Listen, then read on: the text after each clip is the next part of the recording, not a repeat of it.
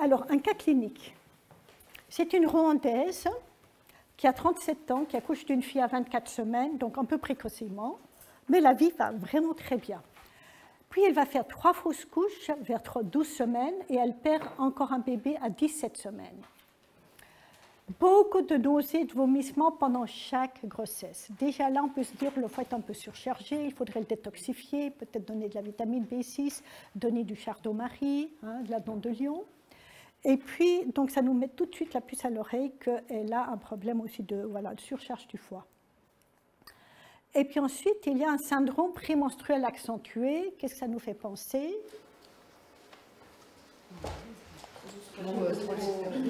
Ou trop d'oestrogène ou pas assez de progestérone. Bravo. Elle était calme, donc une bonne Rwandaise africaine, très philosophe, je pense plutôt pour un manque de progestérone. Voilà. Et puis, elle avait une forte dysménorrhée. Les règles douloureuses, ça peut venir de quoi? Très douloureuses. Endométriose. Surtout si les douleurs viennent quelques jours avant. Si une femme vous dit, moi, 3 jours avant les règles, 1 semaine avant les règles, j'ai l'impression qu'elles vont venir, ce n'est pas seulement une congestion pelvienne, mais c'est vraiment, ça me fait un peu mal. Toujours suspecté déjà là l'endométriose. Souvent, c'est le 2e jour des règles, une douleur à rester au lit, c'est ça, à manquer le travail, à manquer l'école. C'est un petit peu ça le diagnostic. Donc, endométriose. Deuxièmement, manque de progestérone. Et vous donnez le Gatilier, vous donnez de l'utrogestan, qui est une hormone progestérone bioidentique, les douleurs vont nettement mieux. Voilà, ça c'est des moyens simples. Et puis on va voir aussi la suite. Elle me consulte lorsqu'elle a 40 ans, parce que vraiment elle désire un enfant, et elle s'était rendue compte, elle avait le nez qui coulait, comme on dit le syndrome du mouchoir. Et puis quelqu'un lui avait dit, arrête les produits de lait, parce que les produits de lait touchent la sphère ORL. Si on fait des pseudo-sinusites à répétition, qu'on a souvent un tout petit peu le matin, la voix rauque, on peut se dire qu'il y a une sensibilité alimentaire, et souvent c'est les produits laitiers. Vous avez ces espèces de bronchites qui traînent. Pourquoi est-ce que quelqu'un va faire une sinusite qui va durer 1 semaine avec cette fameuse grippe, et puis d'autres, ça va durer 2 ou 3 semaines? Vous leur posez la question, vous leur dites, moi je bois du café, du thé noir, du chocolat et de l'alcool, produits acidifiants qui irritent. Ça fait flamber les sinus. Bon, une sinusite, elle va durer 2 fois plus longtemps, par exemple. Si c'est une femme qui a une intolérance au lactose, vous avez une hyperacidité au niveau, vous vous couchez, vous ne sentez plus l'acidité. On ne sent plus comme il y a 30 ans. C'est des signes indirects d'hyperacidité. Les signes indirects, c'est une gêne épigastrique, c'est la voix rauque le matin, c'est ou lorsqu'on se couche le soir à 22 h au lit, certaines me disent, mais j'étouffe presque, il faut que je surélève, je ne sais pas que faire avec ces glaires. Eh bien, vous savez tout de suite qu'il y a des reflux qui remontent jusqu'ici. On ne sent plus les reflux qui montent. Plus personne ne parle d'acidité, comme il y a 30 ans. Donc, il faut chercher des signes indirects. Voilà. Donc, elle avait, avec sagesse, arrêté les produits laitiers. Et puis, j'observe. Et je lui dis, toujours la première question chez tous mes patients, à tel point qu'ils viennent chez moi sans que je dise à moi, ils lèvent. Les jambes sont très sèches et vous allez voir des photos des squames, comme elle a ce qu'on appelle une ichthyose. En grec, ça veut dire peau de poisson. Parmi vous, jusqu'à 30% de la population caucasienne, donc blanche européenne, a une prédisposition pour avoir des jambes sèches. Ce n'est pas du tout un problème grave, du tout. On met un petit peu d'huile. Les crèmes généralement ne suffisent pas, il faut mettre de l'huile. Et le docteur Tadi Navroki, qui est un Français qui a passé 70 ans, j'ai travaillé 20 ans avec lui, c'était un généticien et cancérologue, et il m'a mis sur la piste. Et c'est un spécialiste en embryologie, génétique, etc. Et il m'a dit qu'il existe un lien étroit entre un terrain psoriasique. C'est-à-dire que vous avez eu un père, un grand-père, un grand-oncle, un arrière-grand-père qui a eu le psoriasis. Et il vous a transmis quelques gènes du psoriasis. Pas assez pour développer le psoriasis, mais pour développer des jambes sèches. Donc, c'est un petit problème comme ça de confort, Mais moi, ça indique tout de suite que la patiente a possiblement une endométriose. Dans une moindre mesure, il y a une relation avec les ovaires polykystiques et il y a toujours des intolérances alimentaires. Alors toujours, on dit toujours, en médecine, ni toujours, ni voilà, mais presque. Hein. Si la même femme habite en Thaïlande, elle ne va rien développer. Qu'est-ce qu'elle va manger? Légumes, poissons. Est-ce qu'elle va manger une fondue, du salami, café, spaghettis? Nous mangeons mal en Suisse. On cumule tout. Tous les défauts des Alpes, nos fondues, nos raclettes, etc., qui surchargent un peu le foie. Et puis, nous avons tout le gluten qui vient de l'Italie, c'est fort sympathique, mais en Suisse romande, c'est pire qu'en Suisse allemande. En Suisse allemande, vous mangez plus de pommes de terre. En Suisse romande, moi, je suis effarée et mes patientes connaissent peu les pommes de terre. Voilà. Donc, prochaine diapositive. Voilà. Et en même temps, elles n'ont pas seulement la peau des jambes sèches, mais elles peuvent avoir la peau un peu râpeuse. Qui a la peau râpeuse ici? Ça, c'est la première chose. Et les dermatos, les patients me disent dermatos, c'est parce que ça s'appelle hyperkératose pilaire. Et nous, à force d'observer nos patientes dans toute l'Europe, on est arrivé à la conclusion que c'était tellement lié aux sensibilités alimentaires, parce que les patientes me disent, encore une m'a dit maintenant, depuis que je fais le régime, ça a disparu. Donc, hyperkératose folliculaire, pilaire, et qui disparaît avec le régime. Mais c'est lié, par exemple, à la lactose ou ça dépend de la personne, c'est juste une réaction? Ça peut être au lactose, au gluten. Aux protéines de lait. Aux protéines de lait. Moi, c'est produit laitier. Voilà. Il y aurait pas de fromage. Voilà. C'est pas une histoire de lactose. Parce que dans le lait, vous avez deux choses. Vous avez le sucre, lactose, et vous avez les protéines, caséine. Donc, 90% de mes patients sont plutôt sensibles au lactose, qu'environ 10%, mais c'est ma statistique personnelle, à la caséine. Ces personnes-là ne vont manger aucun fromage. Tandis que les intolérants au lactose, ils adorent les fromages durs ou à pâte molle. Dur.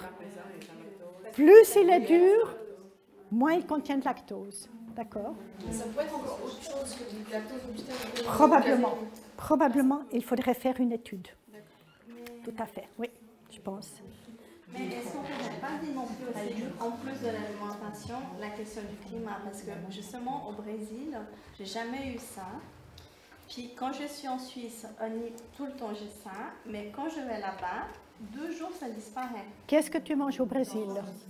Manioc, pommes de terre, igname, pas de gluten.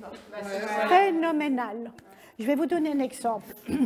J'étais au Cameroun au mois de janvier. Pour vous donner un petit détail, comme ça, puisque nous sommes un petit peu dans le domaine médical, on enseigne les méthodes naturelles. Et puis, la doctoresse Dorai Raj, qui est décédée maintenant, enseignait la glaire aux femmes indiennes. Et elles étaient tellement pauvres qu'elles n'avaient pas de papier. Alors, je disais, elles ont une pipe, comment est-ce qu'elles font? Alors, elles prennent le doigt, et puis elles voient si, elles sont voilà, si le papier glisse ou s'il ne glisse pas. Et puis, elle disait, mais je disais, alors, comment est-ce qu'elles font pour aller à Celle, excusez-moi? Même on n'a pas besoin de papier. Je vais au Cameroun, et au Cameroun, en 24 heures, je n'avais plus besoin de papier. J'ai continué de m'essayer pendant 3 semaines, 0 papier. En 24 heures. Manioc, igname, pas de gluten. Plus vous avez de gluten, plus ça colle. C'est qu'en Europe qu'on a besoin de papier. Mystère, voilà. Et c'est là qu'on m'a dit en Argentine, les patients me disent, mais on n'a jamais de papier dans les toilettes, on n'a pas besoin de papier. Dès qu'elles ont commencé à venir ici, c'est tellement intéressant ce que tu dis. D'où problème majoré d'infertilité chez nous, qui existe moins là-bas, aussi parce que l'alimentation est importante. Voilà, prochaine diapositive. Voilà, là on voit un tout petit peu les squames. Il faut regarder un petit peu à soleil, voilà, soleil couchant. Là. Voilà, prochaine. Et ça, c'est vraiment un cas, vous voyez un tout petit peu comme si c'était réticulé. Ça, c'est un cas accentué d'ichthyose. Plus c'est réticulé comme ça, plus c'est sec, plus les intolérances sont fortes. C'est évident. Alors, ça va s'accentuer un tout petit peu en hiver parce qu'il fait sec, parce qu'il y a le chauffage, ça c'est vrai. Voilà. Et quand tu caresses, il y a ces effets? Non, non. C'est juste visuellement. Visuellement. D'accord. Tu sens aussi des fois ces peaux, je sais pas si ça revient, ces peaux qui sont très marbrées. Non, c'est tout à fait différent. Marbré, c'est un problème vasculaire. Et ça, c'est un problème de l'épiderme. Voilà. Dans des cas extrêmement rares, ça va être un tout petit peu, comment te dire, comme des écailles sèches, comme ça, mais c'est très rare. Voilà. Quand on trouve ça chez les bébés, ça veut dire que du coup, si la femme est la laite, il faut faire une éviction totale chez la maman. Voilà. Alors, vous allez commencer par une éviction pendant 3 semaines. Peut-être qu'on viendra après, d'accord? Voilà. Alors, première chose qu'il faut toujours doser, c'est la ferritine. Pas le fer, c'est la ferritine, c'est la réserve en fer qui nous intéresse. La normale, c'est en dessous de 30. Et la ferritine basse peut être due à 3 choses. Règles abondantes, ce n'était pas son cas. Sensibilité au gluten. Aux États-Unis, dès que quelqu'un a la ferritine basse, c'est tout de suite sensibilité au gluten, parce que leur pain est bien moins bon que le nôtre. Hein. Troisième raison, c'est la cryptopyrrolurie, CPU, crypto, pyrrole, urie. CPU, qui est un petit problème métabolique, ou HPL, et ça veut dire que vous avez un manque de vitamine B6 qui détoxifie mal le foie, etc.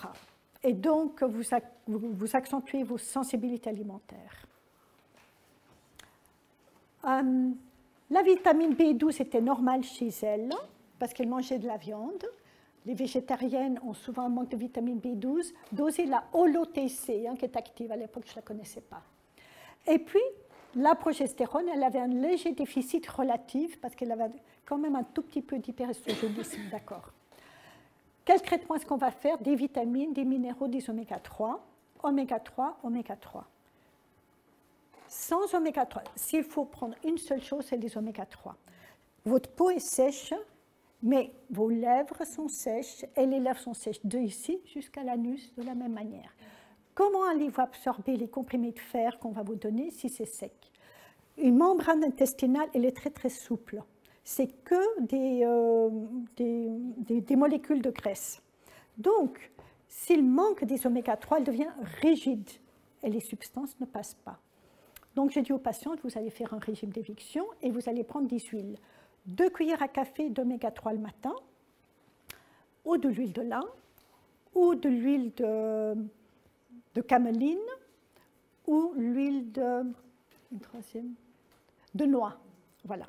2 cuillères à café tous les matins à vie. Nous sommes toutes, alors maintenant je suis arrivée à vie. Nous sommes tous en manque. Hein? On n'est pas au bord de la mer, on ne mange pas assez de poissons. Si quelqu'un a un syndrome inflammatoire, je vais peut-être rajouter l'huile de poisson, parce que les oméga 3 végétaux n'ont pas une action anti-inflammatoire contre la douleur, contre la dysménorrhée, contre l'inflammation du cerveau, contre l'inflammation de la paroi intestinale. Inflammation articulaire, myalgie, il faut vraiment des oméga 3 de poisson. Donc, vous prenez autrement 3 capsules d'oméga 3 au petit déjeuner, ou bien en plus des 2 cuillères à café d'huile de lin le matin. J'ai rarement vu trop. Voilà. Je lui ai donné de l'utrogestan intravaginal. Et puis, on a fait une restriction d'aliments acidifiants, on va y arriver, qui irritent les muqueuses. Hein. Le thé noir, le café, le chocolat. Là, j'ai pris un café tout à l'heure, j'en prends 3 par semaine lorsque je travaille, autrement pas. Un café, ça va bien pour se réveiller. Le deuxième est déjà de trop pour ces patientes-là. Je dis bien, faut tout. Il y a d'autres personnes qui supportent tout. Hein. Voilà. Vous les laissez tranquilles. Écoutez votre corps. Et puis, il faut améliorer cette muqueuse. Et puis, on a fait une restriction du gluten parce que chaque fois qu'elle mangeait des pâtes ou du pain, elle avait envie de faire une sieste. Hein. Voilà. Et puis, la ferritine était basse. Prochaine diapositive. Donc, elle va faire le régime sans produits laitiers de vache. Elle a gardé les produits de chèvre et de brebis à pâte dure. Et puis, les yogourts aussi. Pourquoi? Parce que nous, à la maison, on est sans gluten, sans lactose, sans histamine. Et que beaucoup de naturopathes disent pas de produits du tout de chèvre ou de brebis. Et il ne vous reste plus rien à manger.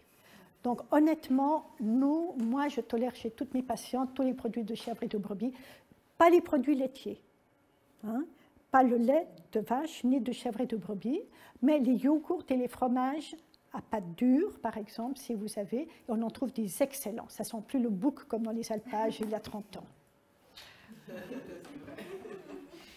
C'est toujours la remarque.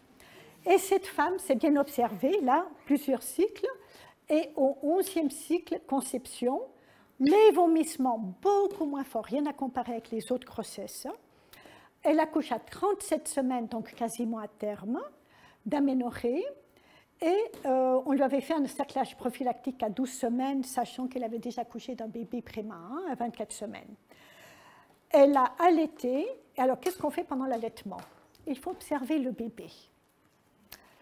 Donc, si le petit bébé fait des coliques, vous vous dites, oh, j'ai repris un peu trop de gluten, j'ai repris un petit peu trop de produits de vache. Vous suivez le bébé. Et puis, le bébé a une chance sur 2 de ressembler à maman, ou une chance sur 2 de ressembler à papa. Et peut-être que papa n'a rien. Donc, il y a des bébés, même si la maman elle-même elle a un peu des intolérances alimentaires, elle va relâcher un peu son régime. Alors, je vais vous dire après comment on va faire, parce il y a une différence entre être cœliaque et être sensible aux aliments. On va y arriver. Donc, le bébé avait des coliques, elle a continué son alimentation, changé ses modifications. La mère reprendra progressivement les aliments après le sevrage, mais elle se rend compte, le lactose, je peux le supporter. Pourquoi je n'ai pas toutes ces hormones de la grossesse qui viennent surcharger mon foie? Je peux remanger. Et puis, le gluten, là, décidément, je suis trop fatiguée. Oui. Donc, on peut donner que des pistes et chaque personne doit s'observer. Voilà le magnifique petit bébé, ici, et ça, c'est la courbe. Donc, elle a ici noté qu'elle avait prise plus tard. Et puis là, on l'a mis entre parenthèses. Là, elle avait de la glaire blanche collante, très filante, avec une sensation de mouillé, lubrifié, et après la règle disparaît. Ça, c'est son jour sommet, le jour 12 du cycle. On enlève ce point ici, parce que c'est un point parasite. Voilà, je ne l'ai pas noté parce que c'était plus bas. Et puis, on voit ces températures qui sont hautes ici. 1, 2, 3, 4, 5, 6. La ligne de base, elle est là. Et ça, c'est la première, deuxième, troisième température. À partir de là, on peut dire impossible de devenir enceinte, ou bien vous êtes 100% infertile. On dit 100%. Hein? On dit plus 99. C'est là qu'il y a, au début du cycle, 2% de grossesse lorsqu'on fait l'inverse. D'accord. Vous voyez ici, elle fait un test de grossesse ici, au pic plus 12, 19. Et puis le test de grossesse était positif. Voilà. Prochaine. Alors, comment confirmer une sensibilité alimentaire? Ça, c'est vraiment basé sur mon expérience et puis aussi avec tous les contacts des nutritionnistes que nous avons ici. Nutritionniste n'égale pas diététicienne, c'est une formation différente. Donc ça, c'est les nutritionnistes qui connaissent ça top. Les diététiciennes, elles commencent à s'y mettre.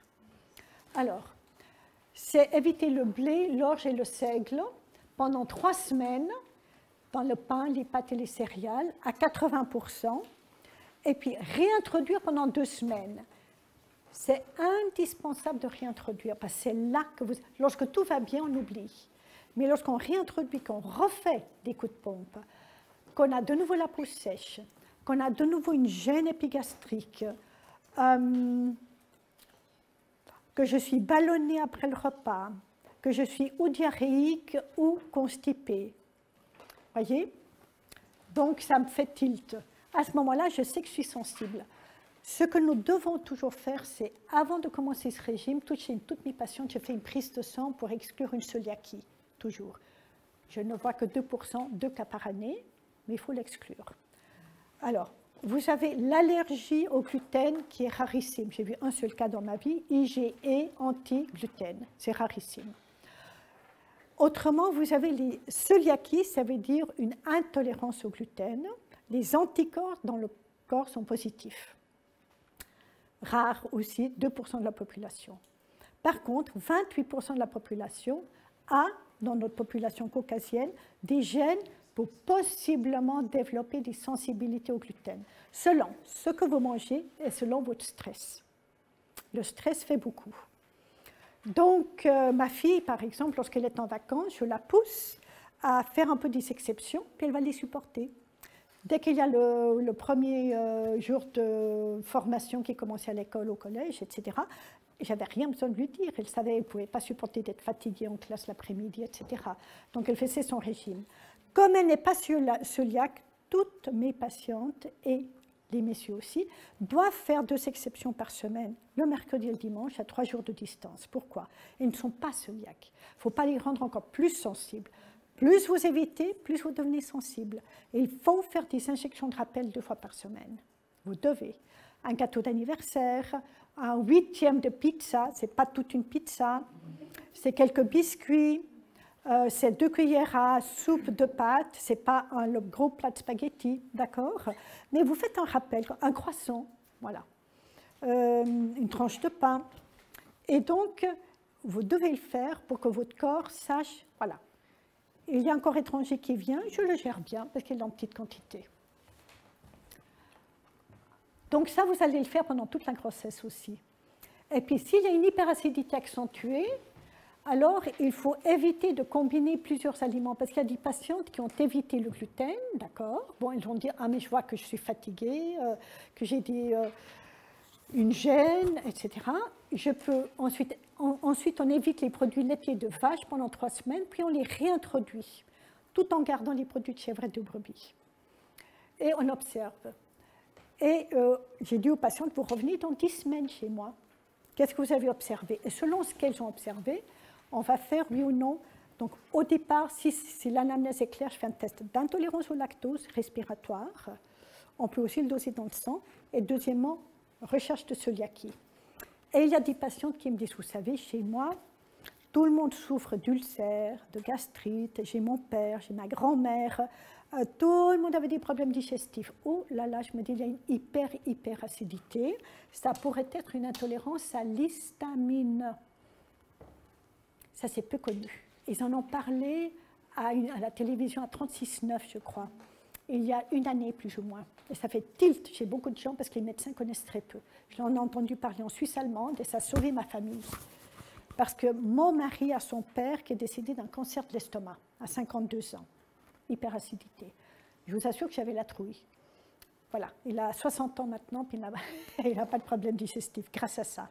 Donc, il faut éviter de combiner plusieurs aliments avec de l'histamine. Par exemple, les aliments qui contiennent des tomates, le chocolat, le vin rouge, la bière, les crevettes, le parmesan, certains poissons, les saucisses. Tous les chocolats? Alors, j'ai envie de vous dire, le chocolat au lait est paradoxalement plus basique que le chocolat noir, mais parfois, lorsqu'il y a les mélanges avec le lait, il se mêle le problème de l'intolérance au lait. Oui, tous les chocolats. Si je n'avais pas vu dans ma propre famille qu'un carré de chocolat crée chez ma fille des brûlures pendant 1 semaine, je vous dirais, allez-y, allez-y. Non. Lorsqu'on parle de désir d'enfant, parce que moi je suis en train de... Si c'est vous, et que vous pouvez supporter d'avoir un petit peu l'estomac qui garde, mais faites-le, c'est votre problème. Hein. Vous savez que vous allez manger, faire des exceptions. Tout le monde fait des exceptions à Noël, y compris ma fille, je l'ai toujours laissé. Mais simplement, lorsqu'on parle de désir d'enfant, ça vaut la peine d'être strict. Hein. J'ai 42% de grossesse, hein, avec l'alimentation, avec des traitements dont je vous ai parlé, sans aucun appareil chez moi. Après des fécondations in vitro et après des inséminations artificielles. Donc, voyez l'importance. Hein.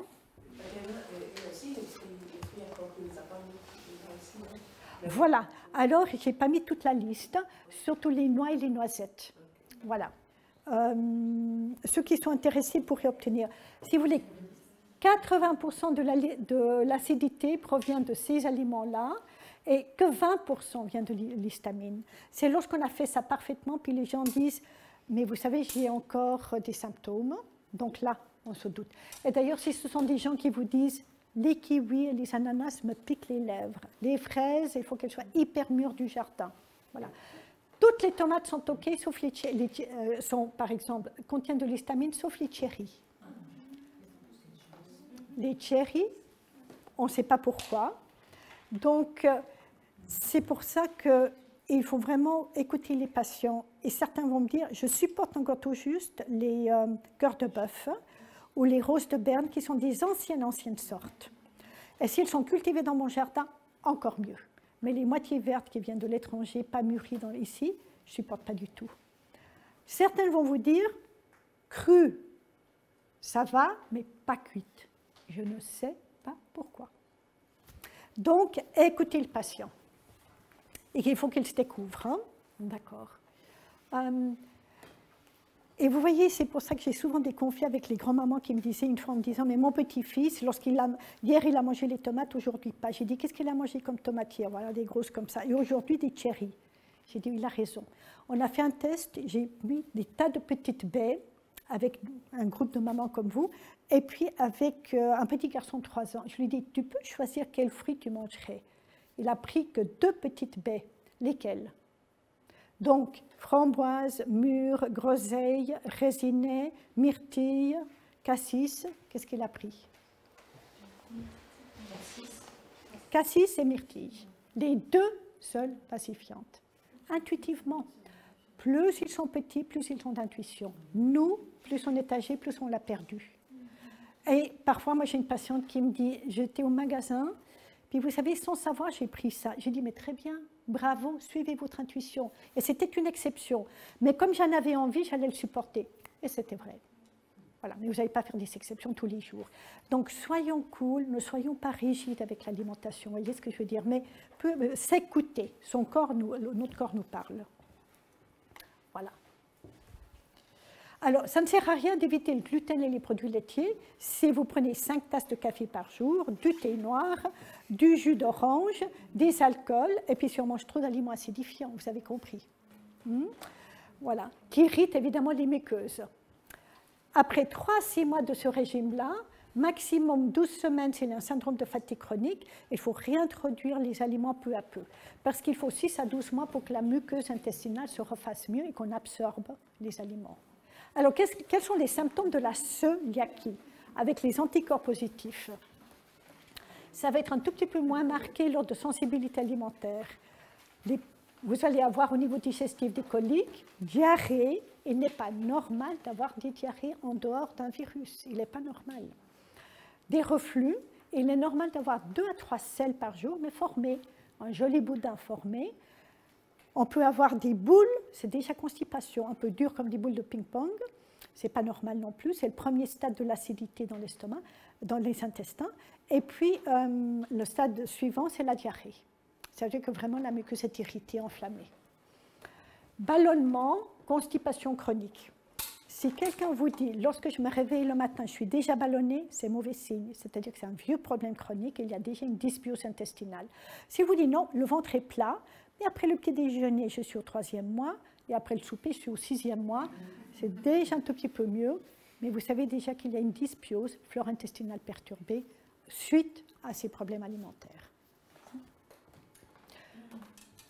J'aurais une question pour la pédiatre.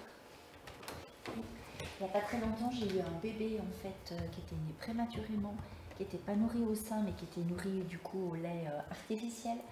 Et quand vous parlez de constipation chronique, ça me fait penser en fait à ce bébé qui faisait des petites crottes de chèvre et puis qui en faisait une tous les 5 jours que sur l'umbolide. Et du coup, avec du lait artificiel, on devrait faire quoi? Prendre du lait maternel d'une autre maman. Ça se donne le lait maternel. Il y a des dons. Vous téléphonez à la LLL ou au conseiller en lactation. Top. Ou alors éventuellement il y a certains laits comme par exemple le lait Hollet qui est le seul que je propose. Tu es d'accord, Cora? Mais on m'a dit qu'il n'avait pas les acides essentiels au lait. Acides gras. Alors vous dites à la maman. C'est un des meilleurs laits. Hollet, H-O-2-L-E, vous donnez un tout petit peu, une demi-cuillère à café, une fois par jour au petit bébé, par exemple, ou juste une goutte d'oméga 3. Le lait maternel, les banques de lait, c'est formidable. Dans ces situations-là, je propose de faire un thé de fenouil et puis de mettre la poudre de lait dans le thé de fenouil. sur un biberon, voire 2. Mais pas trop non plus, parce qu'après ça balance dans l'autre effet suractivité. Mais là, je dirais que c'est pour le chronique. Oui, il y a peut-être aussi un microbiote qui est perturbé si c'est comme ça, non? Alors, vous savez que lorsqu'on a une césarienne, on a une flore intestinale appauvrie dès la naissance, toute sa vie. Toute sa vie. Vraiment, vous avez l'empreinte digitale de votre flore intestinale dans les 3 premiers jours, par le passage par la voie vaginale. Et il faut favoriser les voies basses. Vous donnez là un potentiel anti-maladie à vos enfants fantastiques par des accouchements par voie basse. J'ai entendu que justement, en plus de ça, maintenant ils faisaient un prélèvement sur la muqueuse vaginale de la mère et ils mettaient sur les lèvres du bébé. Formidable. Oui. Ah, ça marche. Oui. Il faut le faire. Oui. Alors que ça nous dégoûte un petit peu. Non, il faut y aller allègrement, prendre cette flore vaginale de la maman. La flore vaginale, c'est comme la flore intestinale, c'est la même. Il faut ensemencer chez le bébé. Et puis en plus, en tout cas, où je travaille, la plupart des femmes qui sont césarisées reçoivent des doses d'antibiotiques de charge pendant la césarienne, qui ont encore déjà eu le temps de passer au niveau placentaire, je pense. Hein. Ah, bah ça se fait. Je pense sur moi aussi. Avant, moi j'ai 20 ans de métier, au début on le faisait quand le chirurgien a l'impression qu'il avait eu un geste pas sûr au niveau asepsie. Moi, c'est systématique. Chaque césarienne, c'est d'office des antibiotiques. On a quand même beaucoup réduit les infections de plaies, les endométrites du postpartum grâce à ça. Et voilà. En même temps, ces antibiotiques passent à travers le lait maternel dans l'ordre d'environ 1% chez le bébé dans le lait maternel. Il y a tout un livre sur l'EKG, sur le passage des médicaments, qui est très important, que je consulte souvent, pour dire aux patients, prenez tel ou tel antibiotique ou tel médicament. Je pourrais te le montrer. Juste une question, si j'ai bien compris, juste pour voir si j'ai bien compris. Donc, quand on est né par une césarienne, ça veut dire que notre flore intestinale a déjà un problème. Et moins pauvre, et plus pauvre. Et puis, ça a des conséquences sur Toute la vie. Toute la vie. Mais est-ce que ça a un lien aussi?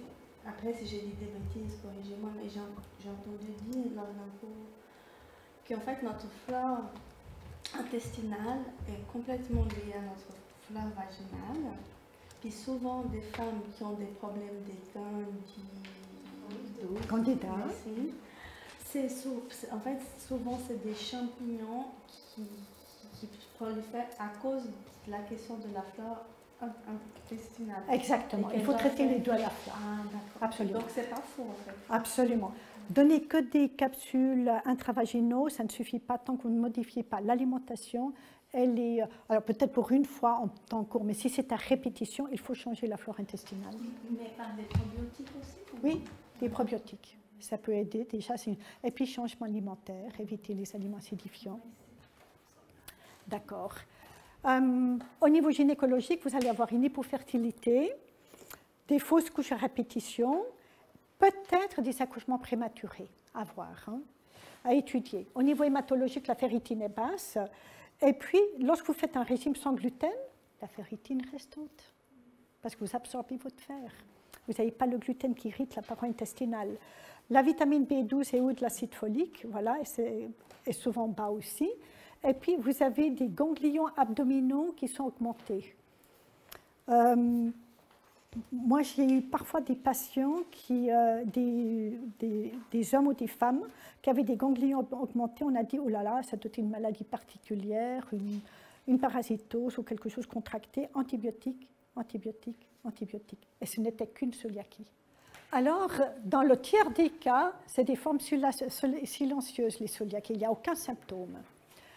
Et puis, il faut demander dans la famille, est-ce qu'il y a des intolérances dans votre famille, éventuellement. Ça nous met la piste sur le patient.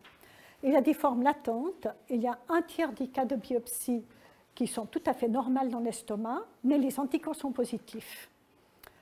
Et puis, si vous voulez, lorsqu'il y a du stress, lorsqu'il y a une mauvaise alimentation, etc., cette forme latente va devenir positive.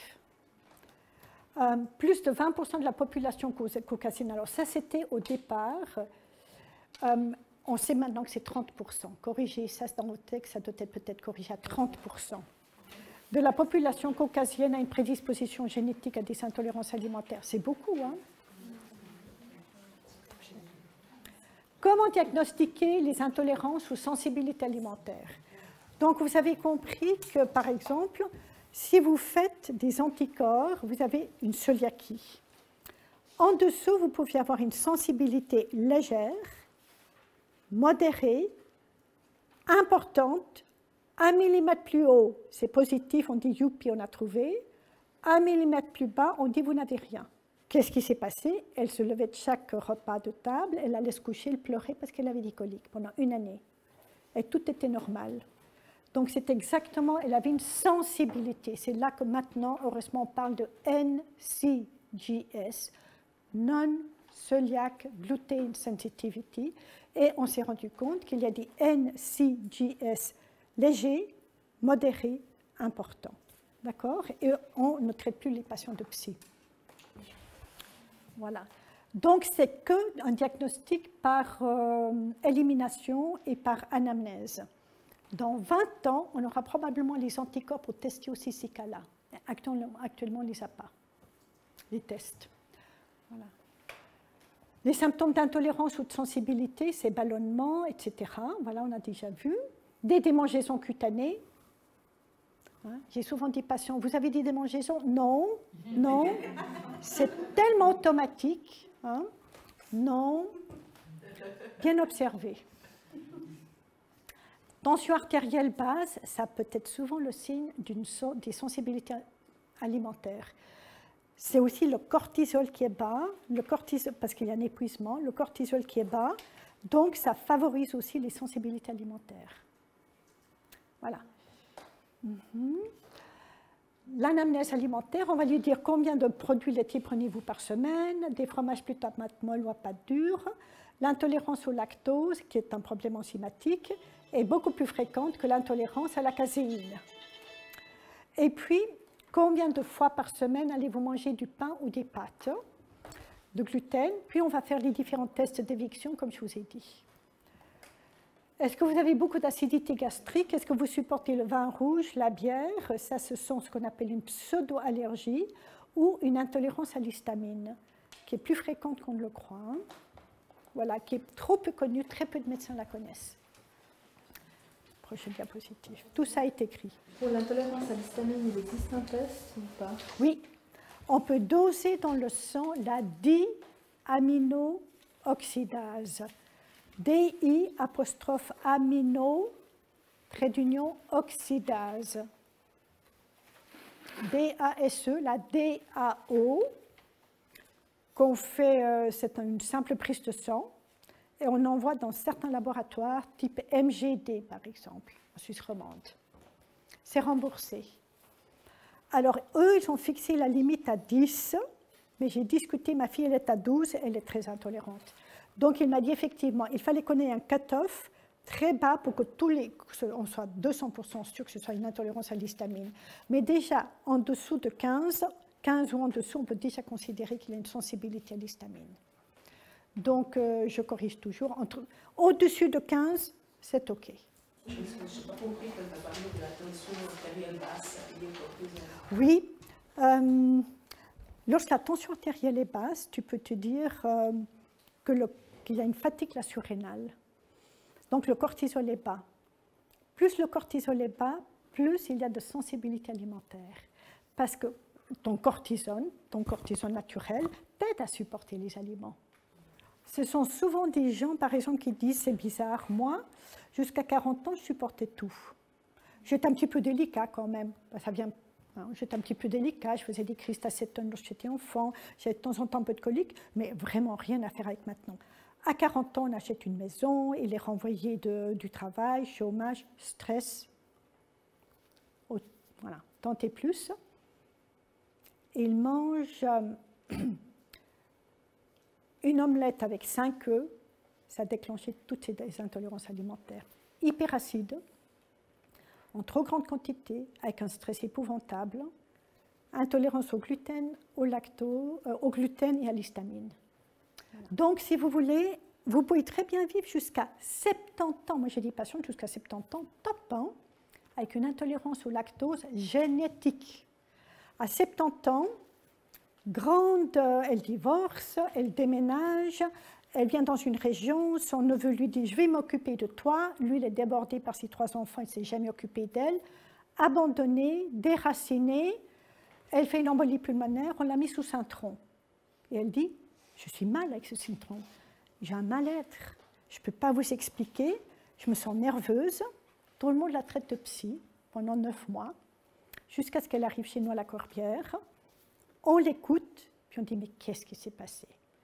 On regarde ce que le Cintron contient, du lactose. On fait le test génétique, elle était positive au lactose, qu'elle a très bien supporté pendant 70 ans. Vous voyez comme c'est mystérieux. Il faut subitement un énorme stress. Alors je dis positif comme négatif, on peut se marier, comme on peut, ça crée du stress le mariage aussi. On peut se marier comme on peut divorcer. Les deux peuvent créer aussi subitement quelque chose qui flambe. Voyez. Donc on ne peut pas dire mais c'était psychologique, voilà. Non, alors chez elle, le test génétique nous a confirmé, elle était homozygote au lactose. Donc vous voyez, parfois, alors chez les enfants, c'est là qu'on va faire parfois des tests génétiques. Alors, juste ici. La vitamine B12 qu'il faut absolument traiter, c'est si en dessous de 200 ou 250 picomoles, ou bien si la holo-TC est en dessous de 100. Il faut vraiment arriver à 100 lorsqu'on a un désir d'enfant pour la holo-TC. On va doser la vitamine D et le zinc. Vitamine D est vitale, plus qu'une vitamine, c'est presque une hormone pro-fertilité. Anticancérigène, vitamine D doit être alignée à 100, vraiment top. Et le zinc, vital, 300 enzymes dépendent du zinc. Comment voulez-vous qu'un placenta, qu'un bébé se forme s'il a un déficit en zinc? Tout fausse couche. Est-ce qu'on peut le reconnaître cliniquement, un déficit en zinc? Oui, alors on peut avoir des taches blanches sur les ongles. Ça peut être des gens qui vous disent les ongles sont fragiles, mais on ne peut pas tellement avoir des signes nets, il faut toujours le doser. Voilà. On peut le doser dans le sang. Moi, je le fais intra-érythrocytaire, mais voilà, ça suffit dans le sang. On va faire les différents anticorps. Et on peut faire des tests aussi, les anticorps anti-caséine, c'est rare qu'ils soient positifs. Les investigations, on va faire une gastroscopie, donc une biopsie duodénale, mais ils vont être positifs que chez 2%. Donc moi, je demande de moins en moins de gastroscopie actuellement, à moins que les anticorps étaient positifs ou que j'ai beaucoup de symptômes. On va faire le test respiratoire d'intolérance au lactose, facile à faire, on le fait à la Corbière. Le test au fructose, on le fait aussi. Ou alors, si on a parfois des petits-enfants qui ne peuvent pas collaborer avec ceci, on va faire un test génétique en dessous de 5-6 ans. Et ça nous met clairement, est-ce que c'est une intolérance hétérozygote, homozygote au lactose ou à la cœliaquie? Ce n'est pas, comme je vous ai dit, parce que le test est positif, que vous allez forcément développer la clinique. Vous avez bien entendu avec le cas précédent. Mais lorsqu'on a un petit enfant qui effectivement pleure souvent, qui est souvent ballonné, et puis que c'est difficile de faire un test, que les parents ne collaborent pas, le test génétique nous dit, voilà, homozygote, hétérozygote, s'il vous plaît, faites attention. Voilà.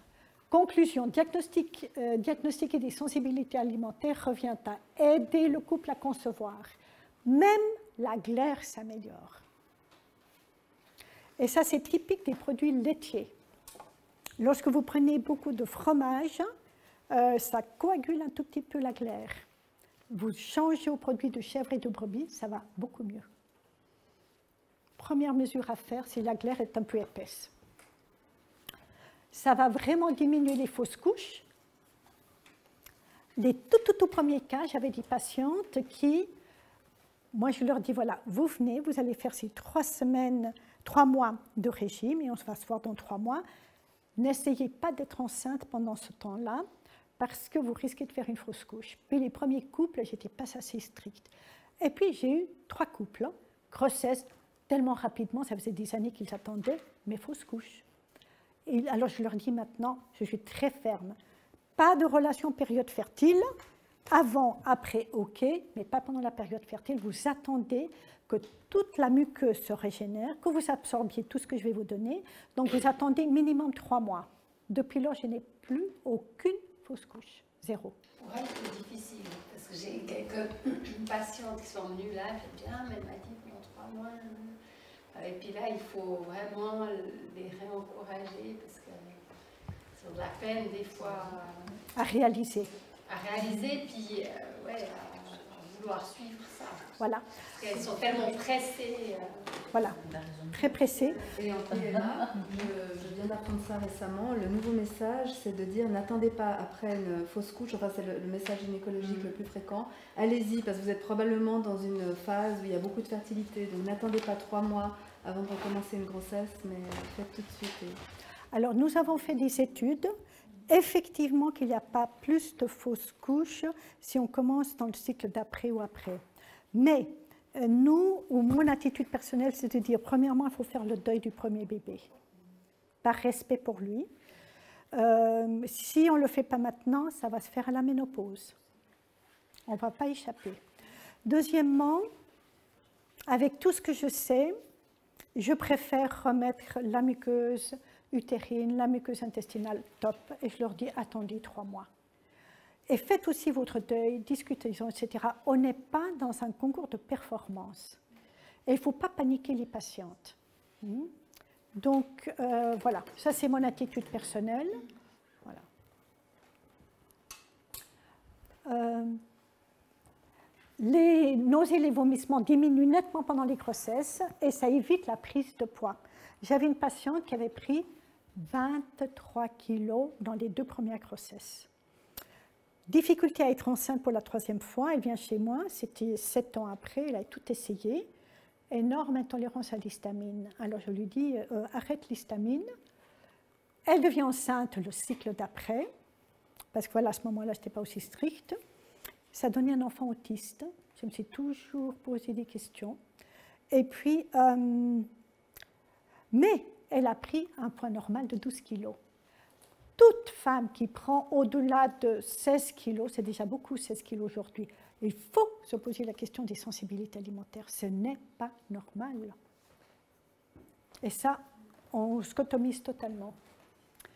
Ça diminue les contractions et les accouchements prématurés, très probablement, d'après mes explications. Toutes mes patientes accouchent plus tard et elles me disent, j'ai plus de contractions, je ne dois plus rester au lit, etc. Il faut assurer évidemment un apport nutritif très simple pour le développement du fœtus, vous continuez, et puis assurer un allaitement adéquat. Un bébé peut être sensibilisé à plusieurs aliments par l'intermédiaire du lait maternel, ça traverse, c'est évident. Hein. Observez si le bébé a la peau sèche et la décolique. Et puis, sinon, vous réintroduisez après l'accouchement, tout doucement le gluten et vous observez. Constipé, colique, voilà. Ma fille, je ne le savais pas, tous les soirs, il fallait la porter 1 heure, on ne pouvait pas la lâcher, elle pleurait et on la transportait alors que mon fils, sans problème, d'une facilité, on le mettait au lit, on ne comprenait pas. Et puis, Séverine, par la suite, avait un caractère très, très fort. Il fallait la cadrer minute après minute. Donc, c'est souvent des personnalités très fortes avec ces intolérances alimentaires. À l'âge de 13 ans, lorsqu'elle a commencé à pleurer avec ses premières règles, parce qu'elle était déjà intolérante au gluten, au lactose et à l'histamine, je ne savais pas du tout, rien compris, mais je la respectais. Je l'ai toujours dit, Séverine, tu goûtes 1 cuillère de brocoli, tu n'aimes pas les brocolis. À 18 ans, elle a commencé à manger des brocolis, je ne saurais jamais pourquoi. Mais respecter, mais toujours faire goûter juste 1 cuillère pour tenter. Hein, voilà. Puis subitement, ça peut venir. Et donc, à 13 ans, ménarque, les premières règles arrivent, une bombe d'hormones sur le foie, et c'était trop. Et cette fois-ci, maldigestion au niveau de l'estomac. Si vous voulez, l'alimentation, c'est comme des grosses briques alimentaires. Vous avez d'abord la bile qui vient, qui coupe. Vous avez le suc gastrique qui coupe encore en plus petits morceaux. Ça descend dans l'intestin grêle. Et puis, vous avez encore les enzymes pancréatiques et ça coupe en tout petits morceaux. Une brique. Et cette brique, elle traverse très bien la paroi intestinale. Imaginez que vous avez moins de bile qui vient surcharger l'estomac. Voilà. Donc vous avez les aliments ici qui sont moins bien digérés.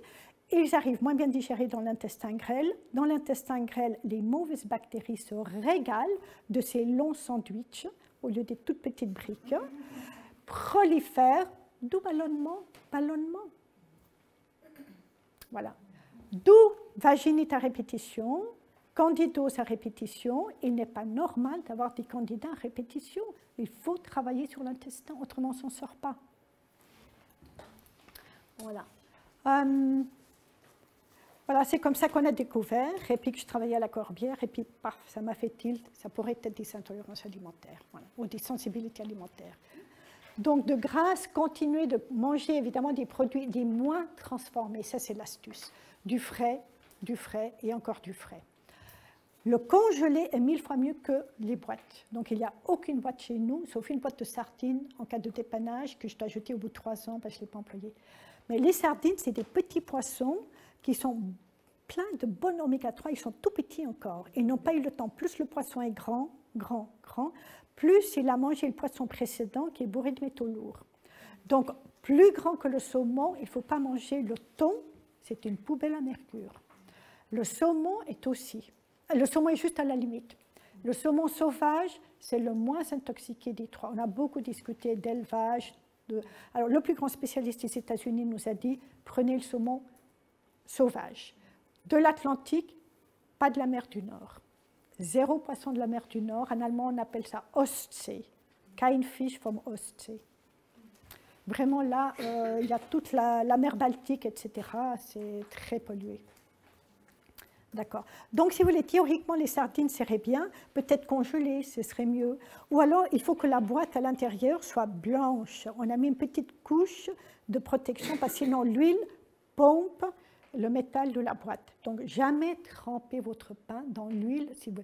Moi, j'achète que des sardines à l'eau, à la Coppet. Voilà. Il y en a des très bonnes à la Coppet, des sardines à l'eau. Vous trouvez aussi dans les magasins bio. Jamais à l'huile. D'accord ? Cette huile pompe le métal. J'avais entendu dire qu'en fait, dans les sardines à l'huile, les oméga 3 en fait, passent dans l'huile et qu'il faudrait justement manger l'huile. Alors, si elles sont dans l'eau, au final, elles restent dans la sardine. Alors, si tu veux, oui. Ben, si tu veux, c'est de l'huile végétale d'olive qu'on met. Et ce n'est pas toujours la première pression à froid. Je peux te garantir que ce n'est pas de la première pression à froid. Hein. Ou de tournesol, voilà. Ce n'est pas la meilleure. Donc, voilà.